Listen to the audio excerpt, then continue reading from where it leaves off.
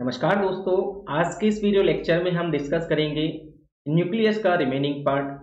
ये होगा lecture number 3। अभी तक हम 2 लेक्चर डिस्कस कर चुके हैं। अगर आपने नहीं देखा है तो प्लेलिस्ट में सभी लेक्चर मिल जाएंगे, वहाँ पे आप जाके देख सकते हैं। लास्ट लेक्चर में मैंने आपको बताया न्यूक्लियस के बारे में, न्यूक्लियर मेम्ब्रेन क्या होती है, न्यूक्लियोटाइड क्या होते हैं दोस्तों, न्यूक्लियोलस क्या होते हैं, न्यूक्लिक एसिड क्या होते हैं, इन सभी के बारे में हमने लास्ट वीडियो लेक्चर में चर्चा की थी। आज हम इससे आगे का पोर्शन कवर करने वाले हैं। आज बेसिकली हम डीएनए एंड आरएनए को स्टडी करेंगे अच्छे से, क्योंकि इनके ऊपर एसएससी जेईई में क्वेश्चन पूछे जाते हैं। तो चलिए फिर स्टार्ट करते हैं आज का सेशन। मेरा नाम है अरविंद चौहान एंड आप देख रहे हैं कॉन्सेप्ट डिकोडर। तो सबसे पहले हम बात करेंगे डीएनए के स्ट्रक्चर एंड डीएनए का फंक्शन। डीएनए का क्या फंक्शन है, डीएनए का कैसा स्ट्रक्चर होता है। तो सबसे पहले हम जानेंगे डीएनए एक्चुअल में होता क्या है दोस्तों। देखिए, डीएनए किसका बना होता है दोस्तों?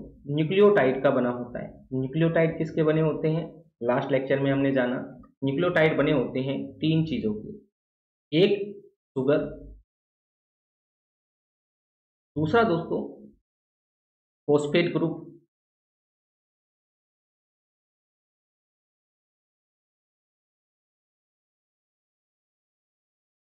And third nitrogenous basis. ये तीनों मिलके बनाते हैं, तीनों मिलके क्या बनाते हैं दोस्तों? न्यूक्लियोटाइड बनाते हैं। एंड न्यूक्लियोटाइड की चेन मिलके बनाती है डीएनए को। न्यूक्लियोटाइड की चेन मिलके बनाती है डीएनए को। तो इसको हम एक पॉलीमर भी बोल सकते हैं। किसका दोस्तों? Deoxyribo nucleotide. Deoxyribo nucleotide. Deoxy क्यों बोला है? क्योंकि इसमें इसमें दोस्तों ऑक्सीजन की कमी रहती है, इसलिए हमने इसको बोला है डीऑक्सीराइबो। अब बात करें डीएनए एक्चुअल में करता क्या है। तो दोस्तों डीएनए एक जेनेटिक मटेरियल है, जेनेटिक मटेरियल है जो कि जीन को कैरी करता है। जीन क्या है? एक इंफॉर्मेशन है, ऐसे आप समझ सकते हैं। इसमें दोस्तों इंफॉर्मेशन होती है। ये इंफॉर्मेशन पेरेंट्स से उनके बच्चों में ट्रांसफर की जाती है by the help of DNA. तो जब सेल डिवाइड करती है तो दोस्तों डीएनए भी डिवाइड करता है। डीएनए का क्रोमोसोम बन जाता है। आगे चल के हम समझेंगे जब हम जानेंगे दोस्तों सेल डिवीजन को। तो DNA is a group of molecule. इसमें बहुत सारे मॉलिक्यूल होंगे न्यूक्लियोटाइड के। न्यूक्लियोटाइड इन सभी मॉलिक्यूल से बना होता है दोस्तों, जो कि रेस्पॉन्सिबल होता है for caring and transmitting the hereditary material, और you can say the genetic instruction from parents to offspring. Offspring किसको बोल रहे हैं? पेरेंट्स के जो बच्चे होते हैं उनको। It is a polymer of deoxyribo nucleotide. बात करें दोस्तों number of nucleotide which make the DNA are fixed in a species, hence DNA is the identical property of species। मतलब कोई एक स्पीसीज है, जैसे कि हम अगर अपनी बात करें तो हमारे अंदर न्यूक्लियोटाइड की संख्या फिक्स है, वैसे ही किसी आप दूसरी स्पीसीज की बात करेंगे उनमें फिक्स होता है। तो आप उनके नंबर देख के बता सकते हैं ये इस टाइप की स्पीसीज है। तो ये दोस्तों एक आइडेंटिकल प्रॉपर्टी है किसी भी स्पीसीज की, किसी भी स्पीसीज की। डीएनए क्या है? एक यूनिक फीचर है, एक यूनिक फीचर है दोस्तों। जो माँ बाप का डीएनए होता है वैसा ही हमारा होता है, वैसा ही हमारा होता है, ठीक है। इसलिए इसको हम यूनिक फीचर बोलते हैं। It is generally double stranded. ये डबल स्ट्रैंडेड होता है दोस्तों, कुछ इस टाइप से, कुछ इस टाइप से ये डबल स्ट्रैंडेड होता है। बट जनरली बोला है, हमेशा नहीं, क्योंकि कुछ में ये सिंगल स्ट्रैंडेड भी होता है। तो इसका जो डबल स्ट्रैंडेड मॉडल था ये किसने दिया था? ये दिया था दोस्तों James Watson and Francis Crick ने, याद रखना है, वॉटसन एंड क्रिक ने सबसे पहले ऑब्जर्व किया double standard structure of DNA. चलिए फिर बात करेंगे नेक्स्ट कुछ इंपॉर्टेंट पॉइंट्स, जैसे कि ई कोली बैक्टीरिया होता है, उसमें डबल स्टैंडर्ड डीएनए होता है, बट ये डीएनए कैसा होता है दोस्तों, सर्कुलर होता है। ये डीएनए कैसा होता है, सर्कुलर होता है। सर्कुलर डीएनए किस में आपको देखने को मिलता है, यूकेरियोट्स में, यूकेरियोट्स में। एंड बैक्टीरिया किसका टाइप है, यूकेरियोट्स का टाइप है।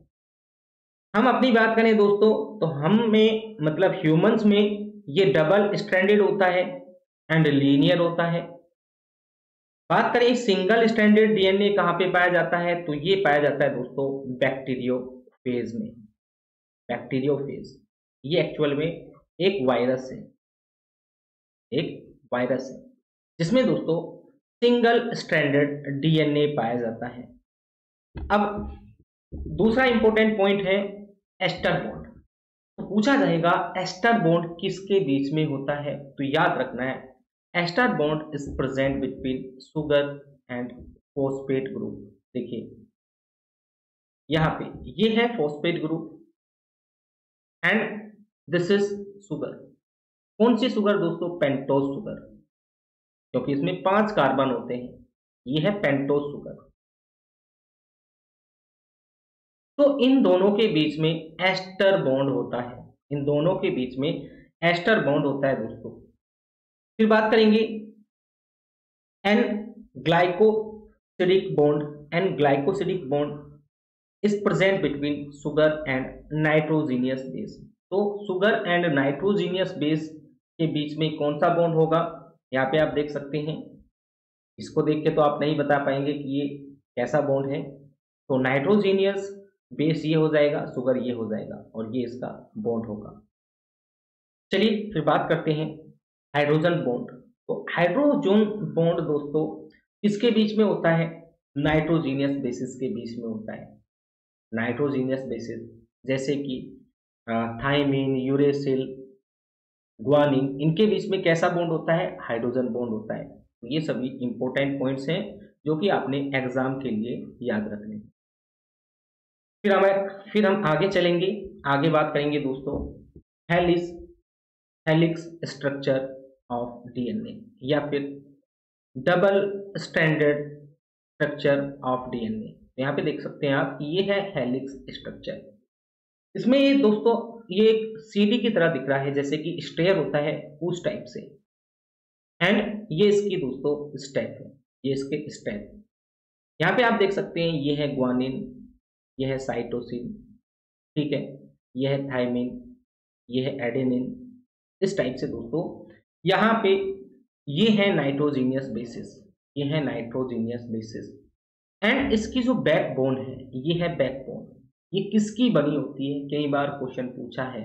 तो डीएनए की बैकबोन बनी होती है शुगर फॉस्फेट की, शुगर एंड फॉस्फेट की, शुगर एंड फॉस्फेट की बनी होती है डीएनए की बैकबोन।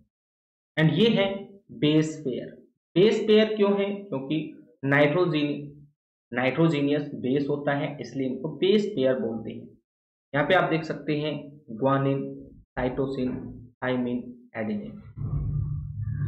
अब ये क्या है दोस्तों, ये है न्यूक्लियोटाइड, ये है न्यूक्लियोटाइड। यहाँ पे आप देख सकते हैं ये न्यूक्लियोटाइड है, आपस में मिल रहे हैं और बना रहे हैं डीएनए, आपस में मिलके बना रहे हैं डीएनए।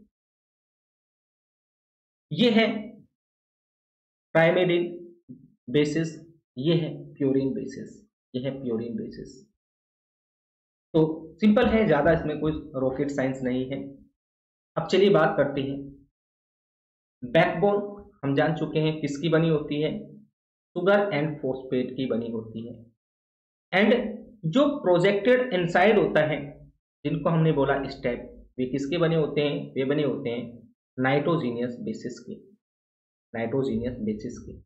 एक और इंपॉर्टेंट पॉइंट दोस्तों, जो एडेनिन है वो थायमिन से डबल हाइड्रोजन बॉन्ड के द्वारा जुड़ा होता है। एडेनिन एंड थायमिन में डबल हाइड्रोजन बॉन्ड होता है, जबकि ग्वानिन एंड साइटोसिन में ट्रिपल हाइड्रोजन बॉन्ड होता है, ये भी याद रखना है। तो ये हमारा डीएनए हो चुका है। अब चलिए बात करते हैं आरएनए की। तो आरएनए भी एक टाइप का जेनेटिक मटेरियल है, एक टाइप का जेनेटिक मटेरियल है।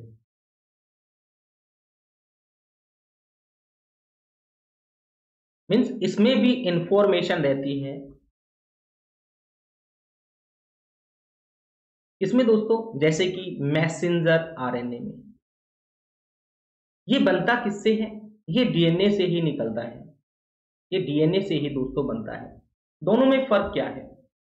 दोनों में फर्क है, देखिए डीएनए में डीऑक्सी राइबोज होता है, जबकि आरएनए में ऑक्सी राइबोज होता है। मतलब यहाँ पे ऑक्सीजन ज्यादा होगी, यहाँ पे एक ऑक्सीजन कम होगी। दूसरा फर्क है, ये दोस्तों जनरली डबल स्टैंडर्ड में होता है, जबकि ये जनरली सिंगल स्टैंडर्ड में होता है। कुछ इस टाइप से, कुछ इस टाइप से। जनरली डीएनए कैरी करता है जेनेटिक मटेरियल को, या फिर इसको हम जेनेटिक मटेरियल बोल सकते हैं, जबकि आरएनए कुछ ही स्पीसीज में जेनेटिक मटेरियल की तरह काम करता है। तो ये कुछ बेसिक से डिफरेंस है बिटवीन डीएनए एंड आरएनए। चलिए बात करते हैं आरएनए की। RNA is a ribonucleic acid. देखिए राइबोन्यूक्लिक एसिड है, न्यूक्लिक एसिड दोनों हो, न्यूक्लिक एसिड दोनों हो। ये राइबोन्यूक्लिक एसिड है, ये डीऑक्सीराइबोन्यूक्लिक एसिड है। That helps in synthesis of protein and enzymes in our body. तो आरएनए की हेल्प से ही दोस्तों क्या बनते हैं? प्रोटीन्स बनते हैं एंड एंजाइम्स बनते हैं। एंजाइम्स क्या होते हैं दोस्तों? जो रिएक्शन को, बायोलॉजिकल रिएक्शन को फास्ट करते हैं, बायोलॉजिकल रिएक्शन को फास्ट करते हैं। एंड प्रोटीन क्या होते हैं दोस्तों? प्रोटीन होते हैं बिल्डिंग ब्लॉक ऑफ बॉडी। ठीक है, ये बिल्डिंग ब्लॉक होते हैं बॉडी के।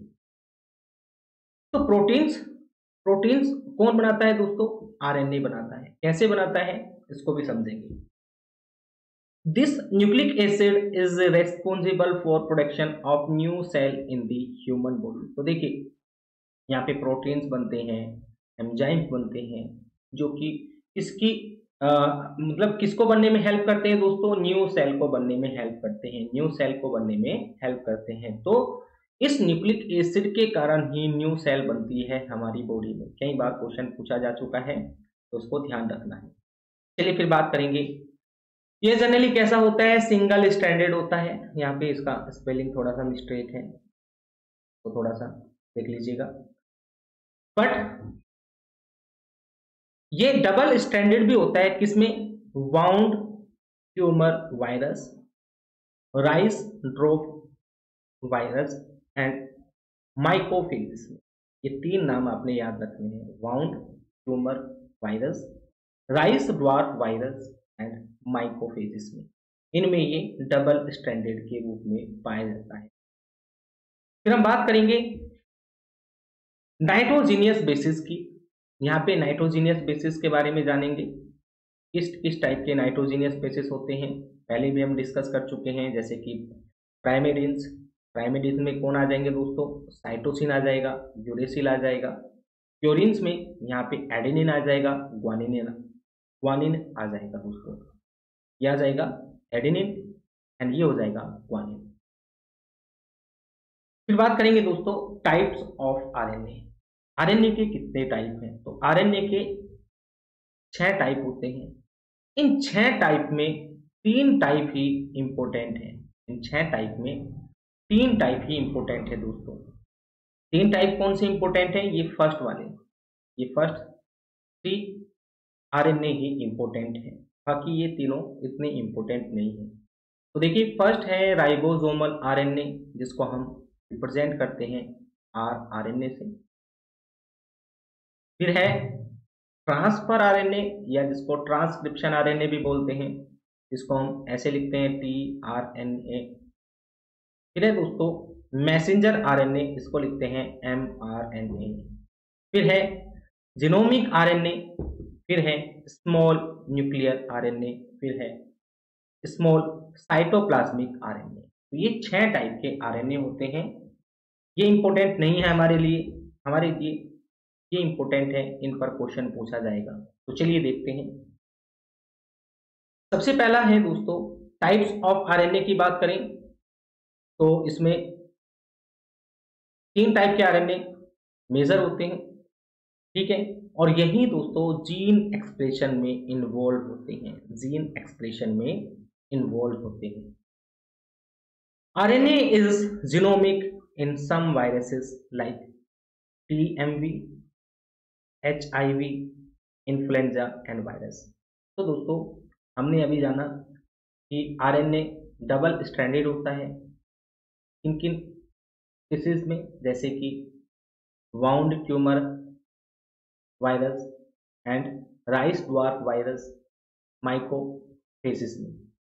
एंड आरएनए एक जेनेटिक मटेरियल भी होता है, किसमें दोस्तों, कुछ वायरसेस में, जैसे कि tobacco mosaic virus, HIV virus, influenza virus, इनमें दोस्तों ये एज ए जेनेटिक मटेरियल काम करता है, एज ए जेनेटिक मटेरियल काम करता है। अब यहाँ पे देखिए जीन एक्सप्रेशन लिखा है। जीन एक्सप्रेशन क्या है?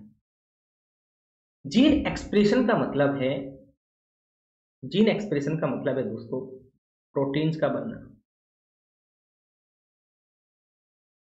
एंड एंजाइम्स का बनना।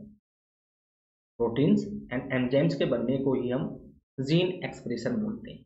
यहाँ पे देख सकते हैं gene expression is the process by which the information encoded in A gene is turn into a function. तो मतलब जीन एक्सप्रेशन क्या है?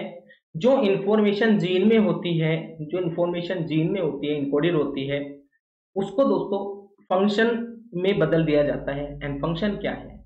जैसे कि प्रोटीन का बनना है, एंजाइम्स का बनना है, यही तो फंक्शन है। तो यही है जीन एक्सप्रेशन। चलिए बात करेंगे सबसे पहले आरएनए की, जिसको बोलते हैं राइबोसोमल आरएनए या फिर सिंपली आरआरएनए। ये बनता कहाँ है दोस्तों? ये बनता है न्यूक्लियोलस में। कल मैंने आपको बताया था न्यूक्लियोलस में क्या बनता है, आरआरएनए बनता है। एंड न्यूक्लियोलस कहाँ पे होता है दोस्तों? न्यूक्लियोलस होता है न्यूक्लियस के अंदर। ये है न्यूक्लियस, ये है आपका सेल, ये है आपका सेल, ठीक है। यहाँ पे होता है न्यूक्लियोलस। ये डार्क रीजन होता है दोस्तों, डार्क रीजन होता है जो बनाता है आपका आरआरएनए। इसमें डीएनए भी होगा, डीएनए की हेल्प से ही आरआरएनए बनता है, आरआरएनए बनता है। तो it is the most abundant RNA. पूछा जाए सबसे ज्यादा पाया जाने वाला आरएनए कौन सा है, तो वो है आरआरएनए। कितना होता है दोस्तों? ये होता है 70 to 80% ऑफ टोटल आरएनए का 70 से 80% सिर्फ और सिर्फ आरआरएनए होता है। फिर बात करेंगे सम ऑफ इट्स टाइप। इसमें दोस्तों बहुत सारे टाइप होते हैं, जैसे कि 23S, 28S और भी हैं, बट ये दो हैं जो कि सबसे लॉन्गेस्ट हैं। इस आरएनए के सबसे लॉन्गेस्ट आरएनए कौन से हैं? 23S एंड 28S, ये सबसे लॉन्गेस्ट आरआरएनए है।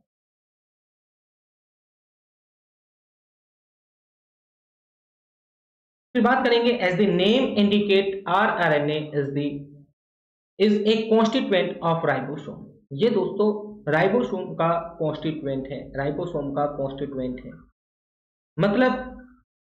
मतलब क्या है दोस्तों? इसी से राइबोसोम बनते हैं, इसी से राइबोसोम बनते हैं, इसी से राइबोसोम बनते हैं। एंड ये कहाँ पे बनते हैं? ये न्यूक्लियोलस में बनते हैं। ये आरआरएनए बनता है न्यूक्लियोलस में, एंड राइबोसोम किससे बनते हैं? आरआरएनए से बनते हैं। चलिए फिर आगे चलते हैं, आगे बात करेंगे ट्रांसफर आरएनए या फिर जिसको हम टीआरएनए भी बोलते हैं। ये एक एडेप्टिव मॉलिक्यूल है। एडेप्टिव मॉलिक्यूल क्यों है? क्योंकि दोस्तों ये ट्रांसक्रिप्शन में हेल्प करता है, ये ट्रांसक्रिप्शन में हेल्प करता है। अभी जानेंगे ट्रांसक्रिप्शन का मतलब क्या होता है। ट्रांसक्रिप्शन एंड ट्रांसलेशन में क्या होता है दोस्तों, प्रोटीन्स बनते हैं, प्रोटीन्स बनते हैं। तो देखिए, प्रोटीन्स बनने का एक छोटा सा एग्जांपल मैंने लास्ट वीडियो लेक्चर में आपको दिया था। कैसे, देखिए यहाँ पे ये है आपका न्यूक्लियस, इसी से लगा है इंडोप्लाज्मिक रेटिकुलम, इसी से लगा है दोस्तों endoplasmic reticulum. And endoplasmic reticulum पे होते हैं राइबोसोम। कौन से पार्ट पे, रफ वाले पार्ट पे, ठीक है।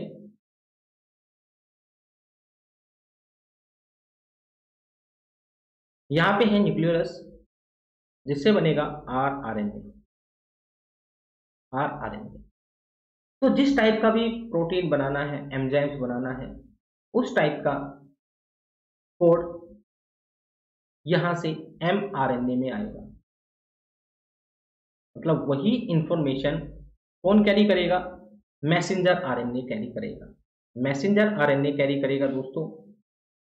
बट प्रोटीन को बनाने के लिए ट्रांसक्रिप्शन आरएनए की रिक्वायरमेंट होती है। ट्रांसक्रिप्शन आरएनए ये कैरी करता है अमीनो एसिड को, अमीनो एसिड को, क्योंकि ये मटेरियल है, इसी का बना होता है प्रोटीन। तो ये क्या है दोस्तों, ये मैसेज ला रहा है, ये मटेरियल ला रहा है। एंड जो ये है आरआरएनए, जिसको राइबोसोमल आरएनए बोलते हैं, ये एक टाइप की फैक्ट्री है, ये एक टाइप की फैक्ट्री है। मतलब ये है एक टाइप की फैक्ट्री आरआरएनए।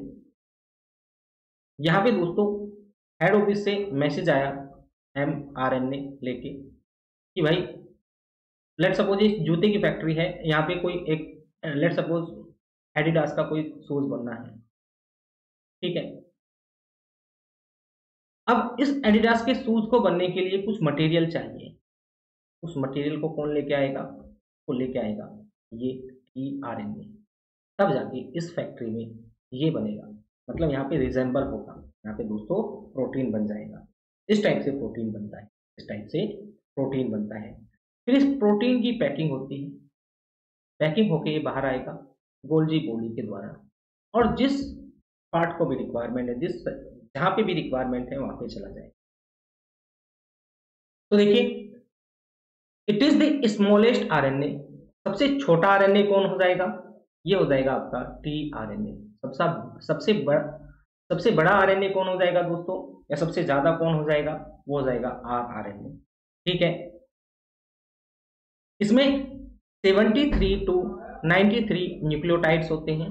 इसमें कितने न्यूक्लियोटाइड होते हैं, 73 टू 93 न्यूक्लियोटाइड होते हैं। इसका फंक्शन क्या है दोस्तों, सिंपली फंक्शन है tRNA is adapter molecule means for transferring amino acid to ribosomes for synthesis of protein। मतलब ये एडेप्टर मॉलिक्यूल है जो कि ट्रांसफर करता है अमीनो एसिड को, कहाँ पे दोस्तों, राइबोसोम पर, जहाँ पे बनता है प्रोटीन। इसलिए हम राइबोसोम को प्रोटीन की फैक्ट्री भी बोलते हैं।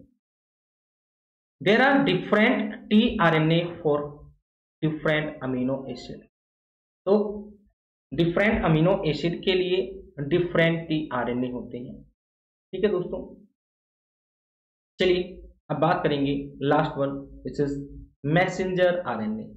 तो मैसेंजर आरएनए क्या करता है, ये मैसेज कैरी करता है। It is a long RNA, ये सबसे बड़ा आरएनए है जो कि 2 से 5% बनता है किसका, टोटल आरएनए का। टोटल आरएनए का 2 से 5% होता है। सबसे ज्यादा कौन सा होता है, आरआरएनए। सबसे छोटा कौन होता है दोस्तों, टीआरएनए। सबसे लॉन्ग कौन होता है, messenger RNA. It brings instruction from DNA for information of particular type of protein. तो जिस टाइप का भी प्रोटीन बनना है उसकी इंफॉर्मेशन यही कैरी करता है। And it is also called informational और जेनेटिक आरएनए, क्योंकि इसमें इंफॉर्मेशन होती है तो इसको हम इंफॉर्मेशनल या फिर जेनेटिक आरएनए भी बोलते हैं। जेनेटिक क्यों है, क्योंकि इंफॉर्मेशन को हम जेनेटिक मटेरियल बोलते हैं, सॉरी जीन बोलते हैं। इंफॉर्मेशन क्या है, it is nothing but gene. Gene he information है और ये इंफॉर्मेशन कैरी कर रहा है इसलिए इसको हम जेनेटिक आरएनए बोलते हैं।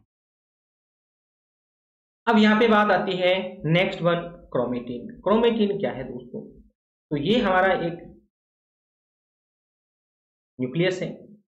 न्यूक्लियस में आपने इस टाइप से धागे नुमा संरचना देखी होगी, इस टाइप से धागे नुमा संरचना देखी होगी, जिसमें दोस्तों कुछ प्रोटीन्स भी होते हैं, कुछ प्रोटीन्स भी होते हैं जिन पे ये धागे लिपटे हुए होते हैं, जिन पे ये धागे लिपटे हुए होते हैं। इस धागे को क्या बोलते हैं? इस धागे को डीएनए बोलते हैं, जो कि लीनियर फॉर्म में होता है, ठीक है, धागे के रूप में होता है। एंड ये दोस्तों बहुत लंबा होता है, इसलिए हिस्टोन प्रोटीन, ये प्रोटीन्स क्या है? ये हिस्टोन प्रोटीन है, ये हिस्टोन प्रोटीन है, ठीक है। तो ये इसको लपेट के रखता है, इसको लपेट के रखता है दोस्तों। एंड इसी के कॉम्बिनेशन को क्या बोलते हैं? क्रोमेटिन बोलते हैं, क्रोमेटिन बोलते हैं। अब यहाँ पे देखिए, it is extended portion of chromosome. अब आपको थोड़ा कंफ्यूजन होगा, अभी हमने यहाँ पे बोला है डीएनए, फिर बोले हैं क्रोमोसोम, तो दोनों में फर्क क्या है? दोनों में दोस्तों ज्यादा फर्क नहीं है, डीएनए ही क्रोमोसोम है या फिर क्रोमोसोम ही डीएनए है। बस फर्क इतना है स्टेजेस का, मतलब जब सेल डिवाइड करती है तो डीएनए क्रोमोसोम बन जाता है, जब सेल अनडिवाइडेड फेज में रहती है तो क्रोमोसोम डीएनए हो जाता है, ठीक है दोस्तों। तो डीएनए का कंडेंस फॉर्म क्रोमोसोम होता है। जब डीएनए, अब देखिए यहाँ पे बिखरी हुई फॉर्म में है डीएनए, बट जब ये दोस्तों कंडेंस होगा, देखिए जैसे कि दोस्तों एक धागे की कंपनी है, जैसे कि एक धागे की फैक्ट्री है, ये फैक्ट्री है जिसमें धागा बनता है। अभी दोस्तों बिखरा पड़ा है, बट जब ये धागा किसी को जाएगा, फिर सप्लाई की जाएगी, तो इसको दोस्तों अच्छे से लपेटा जाएगा, अच्छे से लपेटा जाएगा, कंडेंस किया जाएगा, तब जाके इसको जो भी लेना है वो कैरी करेगा। तो ऐसा ही यहाँ पे होता है, जब तक सेल बिल्कुल खाली है, ठाली है, मतलब बिल्कुल फ्री है, कोई भी काम नहीं कर रही है, काम करने का ये मतलब नहीं है बिल्कुल सुस्त है, उसमें सभी चीजें प्रक्रिया चलती रहती है। हम यहाँ पे सेल डिवीजन की बात करें, अगर सेल डिवीजन नहीं हो रहा है तो उस टाइम ये ऐसे ही पड़ा रहेगा लीनियर फॉर्म। बट जब सेल डिवाइड करेगी तो उसकी पैकिंग भी तो होती है, मतलब सेल डिवाइड करेगी तो सेल डिवाइड करेगी, यहाँ पे हाफ पार्ट जाएगा, यहाँ पे हाफ पार्ट जाएगा, तो दोस्तों इसको कंडेंस होना होता है, कंडेंस होकर ये इस फॉर्म में आ जाता है, फॉर्म में आ जाता है, ऐसे करके, ऐसे करके। ये है आपका क्रोमोसोम, और ये किसका रूप है दोस्तों? डीएनए का कंडेंस रूप है। इसको जब सेल डिवाइड कर लेती है, फिर से ये इसी फॉर्म में आ जाता है, फिर से ये इसी फॉर्म में आ सकता है। तो हम बोल सकते हैं कि chromatin is a extended portion of chromosome. जब इसको खोल देंगे तो ऐसा ही बन जाएगा, इसी को हम क्रोमेटिन बोलते हैं, इसी को हम क्रोमेटिन बोलते हैं। यहाँ पे आप देख सकते हैं, ये है डीएनए, ये है डीएनए दोस्तों। यहाँ पे देखिए, डीएनए जब हिस्टोन प्रोटीन से लिपट जाता है, हिस्टोन प्रोटीन से लिपट जाता है तो उसको न्यूक्लियोसोम बोलते हैं, ठीक है। ये है हिस्टोन प्रोटीन, फिर ये कंडेंस होता है, कंडेंस होता है दोस्तों, इस टाइप से धीरे धीरे कंडेंस होने लगता है, फिर यहाँ पे जाके ये पूरा कंडेंस होके क्रोमोसोम बन जाता है। तो यही है दोस्तों क्या? क्रोमेटिन फाइबर, ये है क्रोमेटिन फाइबर। तो देखिए इससे इस साइड जाएंगे तो ये क्या हो रहा है? खुलता जा रहा है, खुलता जा रहा है। तो हम बोल सकते हैं क्रोमेटिन क्या है? क्रोमोसोम का एक्सटेंडेड पोर्शन है, क्रोमोसोम का एक्सटेंडेड पोर्शन है। अब बात करें क्रोमेटिन में क्या क्या चीजें होती हैं, तो क्रोमेटिन में अभी हमने बात की, इसमें हिस्टोन प्रोटीन भी होते हैं, डीएनए भी होता है। तो डीएनए 40% होता है दोस्तों, हिस्टोन प्रोटीन 50% होता है, एंड जो बचा हुआ है वो होगा जैसे कि कैल्शियम होगा, मैग्नीशियम होगा, आरएनए होगा, ये सभी चीजें होती है। बात करें टाइप्स की, तो टाइप्स में फर्स्ट यहाँ पे लिखा है यू क्रोमेटिन, सेकंड लिखा है हेट्रोक्रोमेटिन। तो दोनों में फर्क क्या है? यू क्रोमेटिन एक डेंस क्रोमेटिन है, डेंस क्रोमेटिन है, देखिए कुछ इस टाइप से।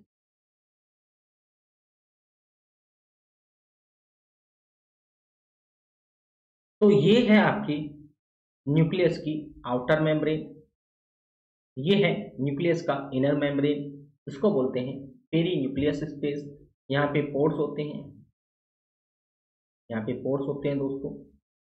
इसके आउटर मेम्ब्रेन से इंडोप्लाज्मिक रेटिकुलम जुड़ा होता है एंड इसके बीच में यहाँ पे पड़ा रहेगा आपका डीएनए सर्कुलर फॉर्म में ऐसे धागे के रूप में। बट ये जो लेमिना आप देख रहे हैं, लेमिना क्या है? इनर सरफेस के या इनर लेयर के साइड वाला पोर्शन है। इसी के साथ जो क्रोमेटिन अटैच रहेगा वो डेंस रहेगा।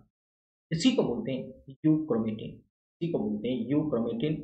इसमें कोई भी जीन एक्सप्रेशन नहीं होता है, क्यों? क्योंकि बहुत डेंस है दोस्तों, बहुत ही डेंस है, तो ये कोई भी जीन एक्सप्रेशन नहीं करता है। मतलब सिंपल सा है, इससे कोई भी आरएनए नहीं बनेगा तो प्रोटीन एंजाइम्स नहीं बनेंगे। ठीक है, फिर बात करेंगे हेट्रोक्रोमेटिन की, तो और बचा हुआ पार्ट क्या हो जाएगा? हेट्रोक्रोमेटिन हो जाएगा, जो कि लूज होता है एंड लूज होने के कारण ये फ्री होता है to form RNA and to perform the gene expression. यहाँ पे जीन एक्सप्रेशन होता है दोस्तों इस केस में, हेट्रोक्रोमेटिन के केस। चलिए फिर आगे चलते हैं, आगे बात करेंगे न्यूक्लियोसोम की। तो अभी हमने बात की दोस्तों, डायग्राम में देखा तो न्यूक्लियोसोम में क्या होता है, 8 हिस्टोन प्रोटीन होते हैं एंड डीएनए होता है। तो देखिए ये है डीएनए, ये है हिस्टोन प्रोटीन, इसको ऑक्टामर बोलते हैं। क्यों? क्योंकि 8 नंबर में होते हैं, ये 8 नंबर में होते हैं। तो 8 हिस्टोन प्रोटीन जब डीएनए से मिलते हैं तो उसको बोलते हैं न्यूक्लियोसोम, अब चलिए क्रोमोसोम को, बेसिकली हम क्रोमोसोम को आज ज़्यादा स्टडी नहीं करेंगे, क्योंकि यहाँ पे ये हमारा पूरा पार्ट नहीं है। हम यहाँ पे क्या कर रहे हैं दोस्तों, न्यूक्लियस को स्टडी कर रहे हैं। क्रोमोसोम का एक अलग ही पार्ट आएगा जिसमें हम अच्छे से क्रोमोसोम्स को डिस्कस करेंगे, बट अब हम बेसिक जानने वाले हैं क्रोमोसोम का। तो मैंने बताया दोस्तों, डीएनए का डेंस फॉर्म क्रोमोसोम कहलाता है। जब डीएनए डेंस हो जाता है, जब सेल डिवाइड करती है तो condense DNA during cell division is called chromosome. अब देखिए दोस्तों, ये क्वेश्चन पूछा जाएगा आपसे कि अगर आपको क्रोमोसोम का स्ट्रक्चर देखना है अच्छे से, तो वो किस फेज में दिखता है, सेल डिवीजन के किस फेज में आप क्रोमोसोम का स्ट्रक्चर देख पाते हैं एंड किस फेज में दोस्तों आप उसकी शेप देख पाते हैं। ये 2 क्वेश्चन पूछे जाते हैं, काफी इंपोर्टेंट है। ये फेज है किसके, सेल डिवीजन के। ये हम सेल डिवीजन में अच्छे से डिस्कस करेंगे और वहीं पे इनके स्ट्रक्चर को देखेंगे, शेप को देखेंगे। बट याद रखना है, स्ट्रक्चर कहाँ पे दिखता है, जब मेटाफेज होता है तब आप क्लियरली देख पाते हैं क्रोमोसोम का स्ट्रक्चर, एंड जब एनाफेज होता है दोस्तों तो आप इसकी शेप देख पाते हैं, अब देखिए यहाँ पे ये है सिंगल क्रोमोसोम, ये है दोस्तों एक पूरा क्रोमोसोम सिंगल रूप में है, उसको हमने बोला है सिंगल क्रोमोसोम। यहाँ पे देखिए ये है डबल या डुप्लीकेटेड क्रोमोसोम। ये इसकी जो आर्म्स हैं इनको बोलते हैं क्रोमेटिड, ये एक क्रोमेटिड है, ये एक क्रोमेटिड है, तो इनको बोलते हैं सिस्टर क्रोमेटिड।